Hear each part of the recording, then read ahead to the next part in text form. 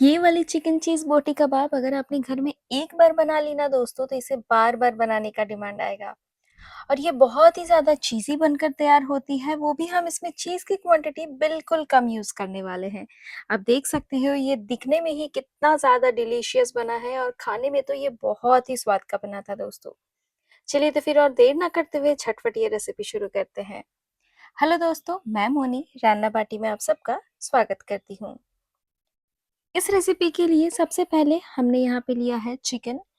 और यहाँ है ना, आपको कोशिश करना है बोनलेस चिकन का इस्तेमाल करना, लेकिन यहाँ मैंने थोड़े बहुत विद बोन चिकन भी लिए हैं, मतलब थोड़े बहुत हड्डियाँ रह भी गए तो चलेगा। और यहाँ आपको चिकन के बिल्कुल छोटे-छोटे क्यूब्स में कट कर लेना है, चूँकि हम बोटी कबाब बना रहे हैं। अब चिकन को करना है हमें मैरिनेट, स्वाद अनुसार नमक सबसे पहले हमने इसमें डाल देना है। इसी के साथ हमने इसमें डालना है 1/4 नींबू का जूस। तो इन दोनों ही इंग्रेडिएंट को डालने के बाद हम आगे के इंग्रेडिएंट को डालेंगे। इसके साथ मैंने इसमें डाला अदरक लहसुन का पेस्ट, करीबन 1 टेबलस्पून जितना। यहाँ मैंने इक्वल क्वांटिटी में अदरक और लहसुन का इस्तेमाल करा। 2 टेबलस्पून मैंने यहाँ पे भरकर डाला है दही। यहाँ हम बहुत ज़्यादा खट्टे वाले दही का इस्तेमाल नहीं करेंगे, नॉर्मल हम खट्टा दही ही हम इसमें डालेंगे। इसी के साथ मैंने इसमें डाला हाफ टी स्पून जितना काली मिर्च का पाउडर, साथ ही मैंने यहाँ पे डाला हाफ टी स्पून धनिया पाउडर, हाफ टी स्पून ज़ीरा पाउडर, 1 टेबलस्पून मैंने यहाँ पे भरकर डाला है मिर्ची पाउडर। इसी के साथ मैंने इसमें डाला गरम मसाला पाउडर 1/4 टीस्पून जितना। बस अब इन सारे इंग्रेडिएंट को आपको अच्छे से हाथों के हेल्प से अच्छे से मिक्स कर लेना है।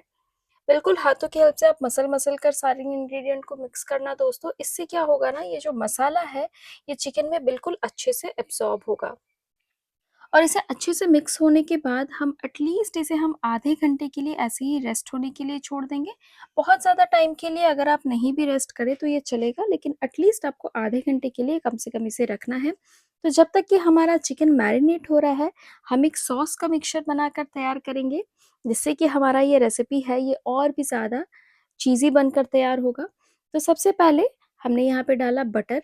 यहाँ मैंने करीबन 2 टेबलस्पून बटर डाला है। इसके साथ मैंने यहाँ पे डाला 2 टेबलस्पून मैदा। मैदा को इस तरीके से मैंने अच्छे से विस्कर की मदद से विस्क कर लिया। इससे क्या होता है ना कि लम्प्स नहीं रहते। इस तरीके से अगर आप विस्कर से इसे मिक्स करोगे ना, तो इसमें लम्प्स नहीं बनेंगे। और इस स्टेज में आप अवन की हीट को बिल्कुल लो पे रखना दोस्तों। लो हीट पे हम यहाँ पे मैदा को पकाएँगे, करीबन 2 से 3 मिनट के लिए बिल्कुल लो हीट पे। उसके बाद थोड़ी-थोड़ी बैचेज़ में हमें इसमें ऐड करना रहेगा मिल्क। मिल्क यहाँ बिल्कुल रूम टेम्परेचर वाला इस्तेमाल करें दोस्तों। और यहाँ मैं बिल्कुल थोड़ी-थोड़ी क्वांटिटी में बैचेज़ में मैं यहाँ पे मिल्क को ऐड कर रही हूँ और फिर से मैं इसे मिक्स कर रही हूँ। आप देख सकते हो, मैंने यहाँ पे टोटल 1/3 क्वांटिटी का मैंने यहाँ पे मिल्क डाला। इसी के साथ मैंने यहाँ पे डाला स्वाद अनुसार नमक और साथ ही मैंने यहाँ पे डाला काली मिर्च का पाउडर। बस इतना ही आपको यहाँ पे डालना है। सारे ही चीज़ों को अच्छे से मिक्स कर ले और सॉस को बहुत ज़्यादा थिक आप ना रखें, क्योंकि ये वैसे ही ठंडी होगी तो ये थोड़ी और थिक हो जाएगी।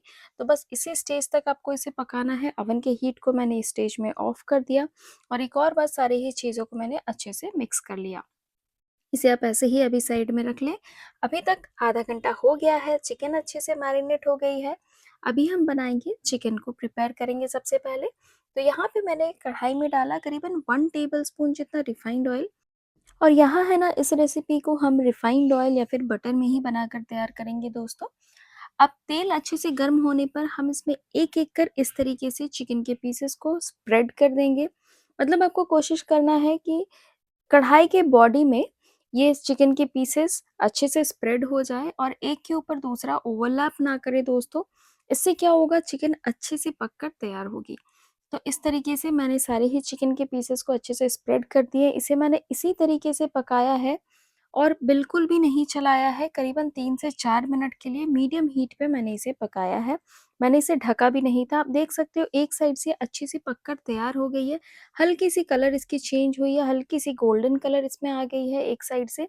तो अभी मैंने इसे थोड़ा-सा चला लिया और फ्लिप करके मैंने इसे दूसरे साइड से भी अच्छे से पका रही हूँ अब मैं।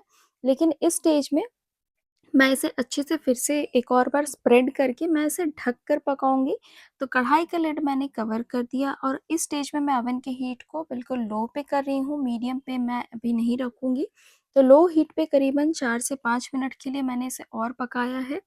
इस स्टेज पे मैंने कढ़ाई का लिड ओपन कर लिया, आप देख सकते हो ये अच्छी सी ये पक कर तैयार हो गई है। थोड़ी-सी अगर ये इस तरीके से जब तक ये कढ़ाई में चिपकती नहीं है ना, ये इसी स्टेज तक आपको पकाना है, इससे एक अच्छा-सा स्मोकी फ्लेवर आता है। लेकिन आपको इसे बहुत ज़्यादा जलाना नहीं है। तो इस तरीके से मैंने सारी ही चीज़ों को एक और बार मिक्स कर लिया, एक और बार मैंने इसे चला लिया। आप चाहें तो इस स्टेज में है ना, आप एक स्मोकी फ्लेवर देने के लिए आप कोयले का इस्तेमाल कर सकते हो। जिस तरीके से हम तंदूरी फ्लेवर में या फिर किसी भी तंदूरी प्रिपरेशन में हम तंदूर में नहीं डाल के हम जिस तरीके से फ्लेवर डालते हैं, वो आप यहाँ पे कर सकते हो कोयले की मदद से। मैंने यहाँ पे उसे स्किप करा है। अब इस स्टेज में मैंने यहाँ पे डाला करीबन 1/4 कप दूध। दूध डालने के बाद आपको सारी ही चीज़ों को एक और बार मिक्स करना है। दूध बेसिकली हमें इसीलिए डालना है ताकि इसमें एक और बार ये लटपटी सी ये जो टेक्सचर है इसकी वो आ जाए। ये अच्छे से ये पक कर तैयार है, आप देख सकते हो ये जली नहीं है बिल्कुल भी। बस इसी स्टेज में हम ऊपर से अब डालेंगे ये जो व्हाइट सॉस का मिक्सचर जो हमने अभी-अभी बनाकर तैयार करा था। आप देख सकते हो ये मिक्सचर ठंडी होने पर और भी ज़्यादा गाढ़ी हो जाती है, तो आप इसे बहुत ज़्यादा थिक ना बनाएँ क्योंकि ये वैसे ही ऐसे टेक्सचर की आ जाएगी। अब इस स्टेज में मैंने सॉस पूरा ही डाल दिया। अब मैंने ऊपर से डाला यहाँ पे चीज़ क्यूब को इस तरीके से मैंने ग्रेटर से ग्रेट करके डाला है। आप चाहें तो मोज़रेला चीज़ का भी आप इस्तेमाल कर सकते हो। तो इस तरीके से मैंने यहाँ पे सारी ही चीज़ों को अच्छे से डाल दिया और यहाँ है ना मैंने इन टोटल 2 चीज़ के क्यूब डाले हैं। अब सारी ही चीज़ों को मैं अच्छे से मिक्स कर लूँगी। अब मैं बता दूँ यहाँ मैं ना इसे आधे किलो चिकन से बनाकर तैयार कर रही हूँ इस बोटी कबाब को आज। सारी ही चीज़ों को अच्छे से मिक्स करने के बाद मैंने इसे बिल्कुल लो हीट पे ढककर पका लिया करीबन 2 से 3 मिनट के लिए, जब तक कि ये चीज़ अच्छे से मेल्ट ना हो जाए। ऊपर से मैंने डाल दिया फ्रेशली चॉप किया हुआ ताज़ा धनिया और इसी के साथ मैंने डाले हैं कुछ चिली फ्लेक्स। बस ये हमारा चिकन चीज़ बोटी सर्व करने के लिए बिल्कुल तैयार है। इसे आप नॉर्मल स्टार्टर्स के तौर पे सर्व करें या फिर आप इसे रोटी पराठे के साथ एंजॉय करें या फिर फ्राइड राइस के साथ एंजॉय करें। ये बहुत ही ज़्यादा डिलीशियस और बहुत ही ज़्यादा चीज़ी बनकर तैयार होती है। चीज़ हम इसमें बहुत ज़्यादा नहीं डालते हैं और इसे आप एक बार बनाओगे ना तो घर में इसे बार-बार बनाने की डिमांड आती है। और आप देख सकते हो इसमें बिल्कुल भी हमें ज़्यादा तामझाम करने की ज़रूरत नहीं है। बहुत ही सुपर ईज़ी ये रेसिपी है, बच्चे बड़े सबको बहुत ही ज़्यादा पसंद आती है।